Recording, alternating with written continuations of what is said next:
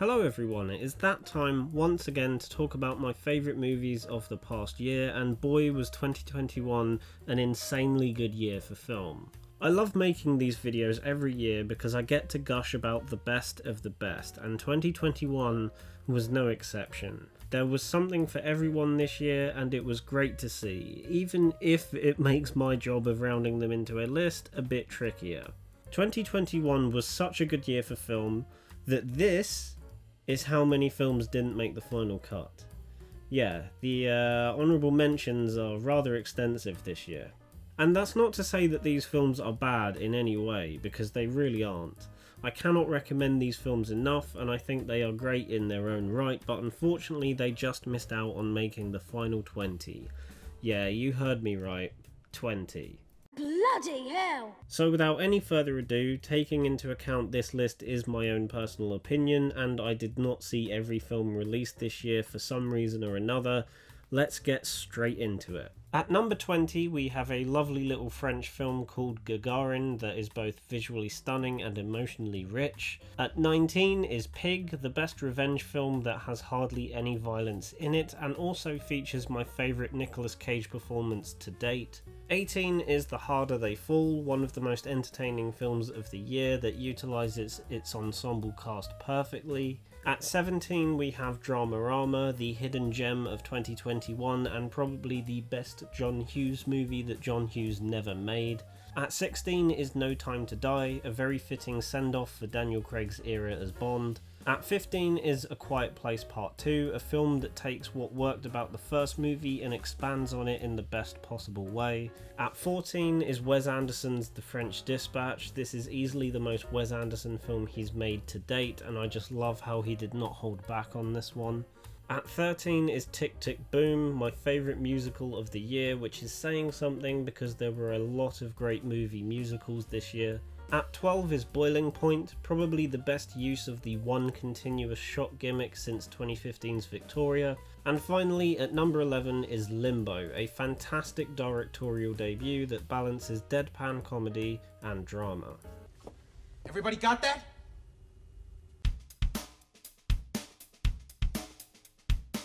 Come On was one of the last films I was able to catch before the year ended, and I'm glad I saw it because this is a really beautiful film. Mike Mills is very quickly becoming a director I admire, as I absolutely adored his 2016 film 20th Century Women, and though I don't think Come On is as strong as that film, what he is able to do here is still very impressive and emotionally effective.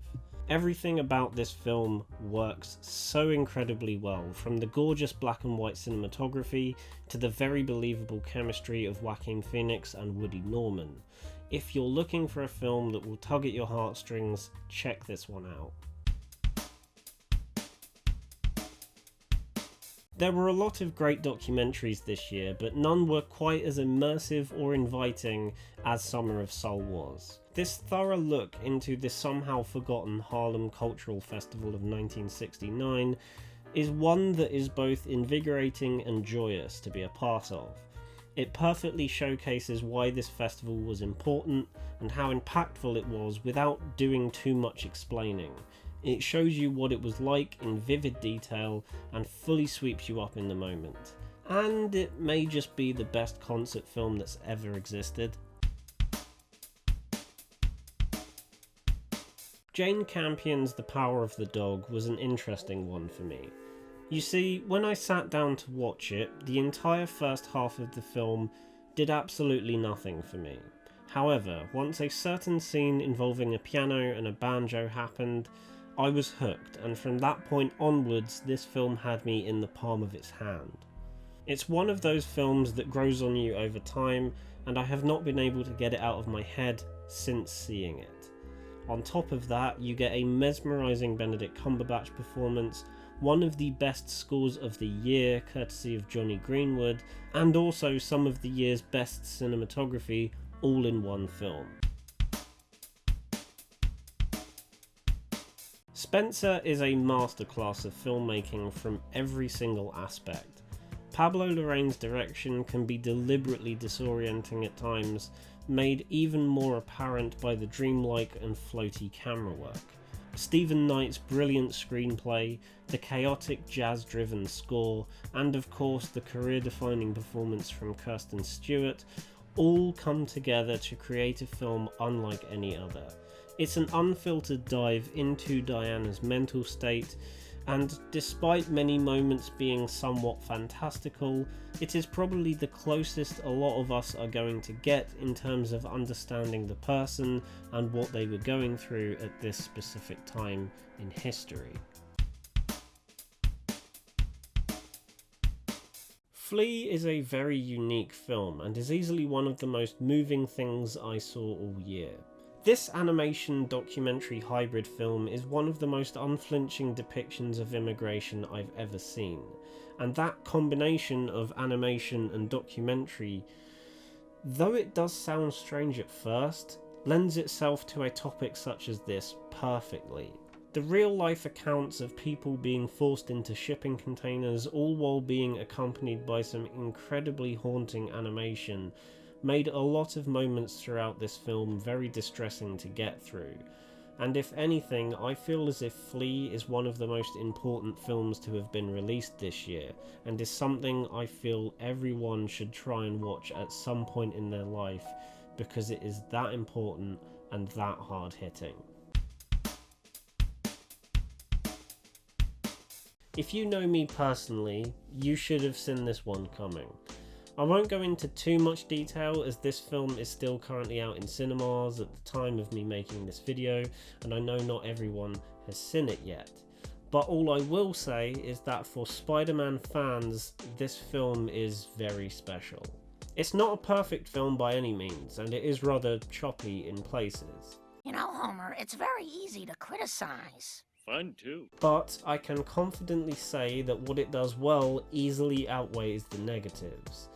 And the end result is something so satisfying and cohesive that I'm surprised it works as well as it does. It's a ton of fun from start to finish, has some of the most emotionally powerful moments of any Spider-Man film, and more importantly, it's a love letter to everything Spider-Man, and for that reason alone, I love the fact that this movie exists. When I saw this film for the first time way back in April, I instantly knew I had just seen my favourite animated film of the year. The story might not be anything new, and a lot of the dramatic beats are things we've seen many times before, but this film delivers in literally every other aspect that I can forgive it for those things. It's easily the most fun I've had with any film this year. The humour is spot on and never fails to make me laugh, especially the Furby scene, which is one of the funniest films of the year, period. And the animation feels like a natural progression from the studio's previous film into the Spider-Verse. If you're a fan of animation and you have not seen The Mitchells vs. the Machines yet, do yourself a favour and watch it as soon as you finish this video, because it is an absolute blast. For a good few months, this was sat at the top of my list, and to be honest, the same can also be said about the next film as well. But with Judas and the Black Messiah, there's just something so complete and powerful about it that makes it resonate more and more over time. I saw this film way back in March and it still sticks with me now. Though the direction, cinematography, score and script are all brilliantly well crafted and are some of the best the year had to offer, I think we can all agree that the thing that glues this movie together so strongly is Daniel Kaluuya and Lakeith Stanfield's lead performances. It's a very impactful movie in almost every sense, and also has one of the most gut-wrenching endings to any film that was released this year. Right, where do I begin with Dune? Yes, it might feel somewhat incomplete due to it being part one of a much bigger story, but I'd be lying if I didn't say that Denis Villeneuve's Dune delivered everything I wanted from it and more. It is a true spectacle for both the eyes and ears. I would also say mouth as well, but considering how much sand is in this film, I wouldn't recommend it. I don't like sand. It It's coarse and rough and irritating, and it gets everywhere. Despite only being half of the story, Dune still feels like you're getting your money's worth. The visuals are just genuinely impeccable, as the practical effects blend so seamlessly with the computer generated ones. The score is jaw-droppingly good on every single level and is one of Hans Zimmer's best scores in years in my opinion. All of the performances are fantastic, and for such a daunting story to adapt, the film makes the whole thing so easy to understand and follow, all whilst creating this world that you are instantly immersed in and you want to see more of. Out of all the films that were released this year, nothing resonated and stuck with me more than Bo Burnham's Inside. Now, I've lost count over how many times I've debated even including this in my list, because on paper, this technically isn't a film, is it? But if you have seen Inside, there is no denying that it looks and feels like one. From the way it's shot to the way it's constructed and edited, every time I watch Inside it feels like I am watching a film, and I 100% feel justified putting it at the top of my list for this very reason. Bo Burnham really outdid himself with Inside, whether it's the eye-catching visual style or the truthful and at times hilarious songs that will stick in your head for years down the line. Inside is something only Bo could have made, and the fact that it spoke to an entire generation all at once shows just how compelling and relatable it is. Inside will make you laugh, make you cry, and even make you appreciate your life just a little bit more.